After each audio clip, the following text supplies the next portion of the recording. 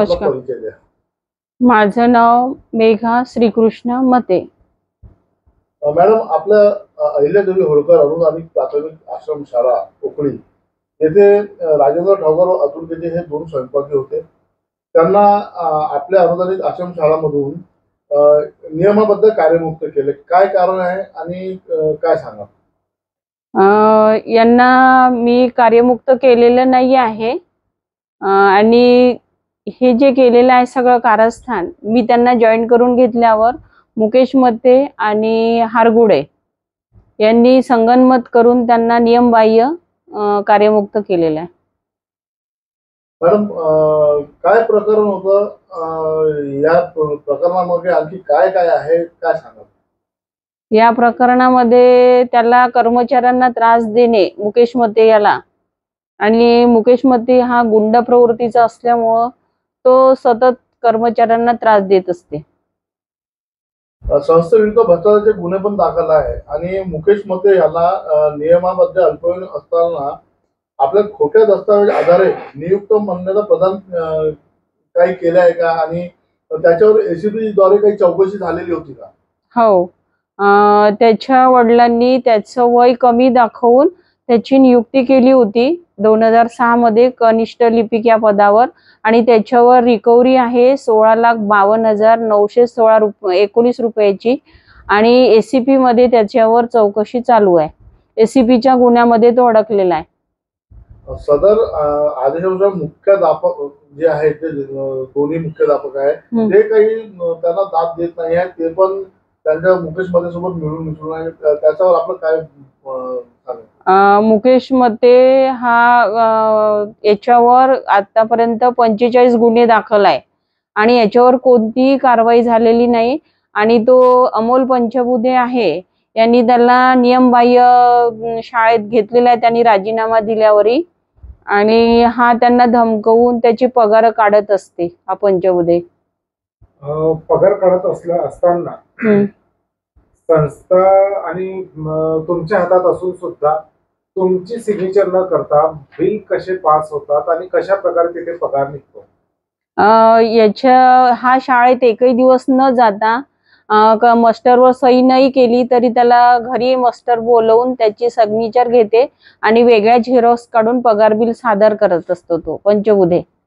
आणि बिल काढ नाही, आता संस्था चालकाची सिग्नेचर पगार बिलावर पाहिजे नाही. आधी होता तो नियम, आता नाही आहे, तर त्याच्यामुळं संस्था चालकाची सिग्नेचर लागत नाही कर्मचाऱ्याचा पगार काढताना. आपल्याला असं वाटतंय का ते प्रशासनाची दिशाभूल करत आहे आणि प्रशासनाला पण ते खोटे दाखवून ते त्यांचं पण दिशाभूल करत आहे? हो.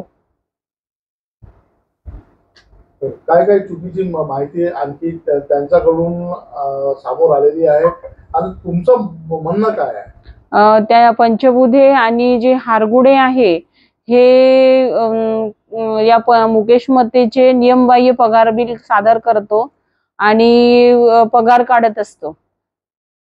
राजेंद्र ठोकर व अतुल केचे यांनी या दोन्ही स्वयंपाकी तुमच्या इथे रुजू असलेल्या त्यांनी आत्मदहनाची चेतावणी दिलेली आहे, आत्मदहनाचा इशारा दिलेला आहे, त्याच्यावर आपलं काय बोलणं आहे? त्यांना मी जॉईन करून घेतलं होतं, पण आत्मदहनाचं हे पत्र मला काही अजून मिळालेलं नाही आणि त्यांना मुकेश मते आणि हारगुडेंनी काढलेलं आहे.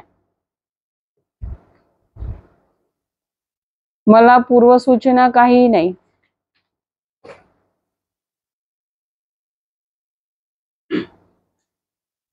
मॅडम, अतुल कोचेने जर पुन्हा आत्मदहनाचा जर पुन्हा निर्णय घेतला तर त्यामागे आपली काय भूमिका आहे? या अगोदर सुनावणी झाली होती ऑफिसला, आम्ही गेलो होतो, तर त्यावेळेस मुकेश मते गेला असताना ऑफिसमध्ये त्यांनी तांडव केला आणि स्वतःच पोलिसाची गाडी बोलवून आम्हाला म्हणजे हे केलं त्याला. तर आम्ही सांगितलं ऑफिसवाल्यांना की हा मुकेश मते कोणी नाही, याला बाहेर काढा, तर त्यावेळेस त्यांनी सुनावणी होऊ नाही दिली. कुठल्या पोलीस स्टेशनला गेले होते आपण? बर्डी पोलीस स्टेशनला. तुम्हाला काय वाटते मॅडम की जे पोलीस आहे आणि हे जे निखिल मुकेश मते, हे पोलीस आणि मुकेश मते यांची संगमत एक सोबतच आहे का? होऊ शकते, कारण आतापर्यंत जेव्हा आम्ही हिंगणा पोलीस स्टेशनला गेलो तर तेव्हा जेव्हा केव्हा त्याची रिपोर्ट द्यायला गेलो तर ते सांगतात की तुमचं घरगुती मॅटर आहे, तुम्ही सांभाळा.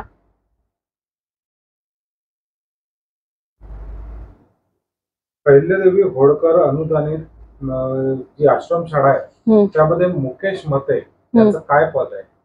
याचं हा कनिष्ठ लिपिकवर आहे, पण यांनी राजीनामा दिला होता आणि याला वेगळी एक संस्था दिलेली आहे पूर्ण, वेणुताई बौद्धिक शिक्षण संस्था. तो तिथे न जाता तो बळजबरीने इथे राजीनामा दिल्यावरही पंचबुधेनी त्याला जॉईन करून घेतलं. अहिल्यादेवी होळकर अनुदानित आश्रमशाळामध्ये आपली काय भूमिका आणि आपलं काय पद आहे? मला हेच म्हणायचं आहे की शाळा सगळं कर्मचारी एक आहे, सगळं व्यवस्थित आहे. आपण पंचबुधे आणि हारगुळे यांना हाताशी धरून मुकेश मते तिथे कर्मचाऱ्यावर अन्याय करत आहे. मॅडम आपलं पद काय त्या? सचिव. सचिव पद आपलं असून म्हणजे जे पण निर्णय घेतल्या गेले जर त्यांनी घेतले किंवा कोणीही घेतले पण तरीही नाव आपलंच येणार की हे सगळे डिसिजन आपले होते, त्यावर आपलं काय म्हणणं? आम्हाला अतुल केचे आणि राजू ठावकरनी आत्मदहन करतो याचं पत्र दिलंच नाही, कारण मी काढलं नसल्यामुळं. तर मला आमचं जेव्हा हे राहील, आम्हाला जाऊ देईल शाळेमध्ये, तर मी त्या दोघांनाही जॉईन करणार आहे. हे ऑफिस